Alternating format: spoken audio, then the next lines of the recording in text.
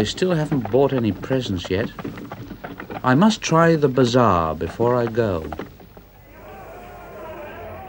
And here we are. Now let's see. What's he buying? Handkerchiefs. That's a bit ordinary, isn't it? No, let's move on. This bazaar is an extraordinary place. There are something like 4,000 shops huddled together under these old roofs. That's the trouble. There's too much to choose from. Look at it. I must try not to buy anything daft, like a brass coffee tray. Now don't be silly. You know you don't want it. Leave it. I know, but that's the trouble. You just get bemused in the bazaar. But the whole of Istanbul is like an enormous bazaar. A vigorous, hugger-mugger coral reef.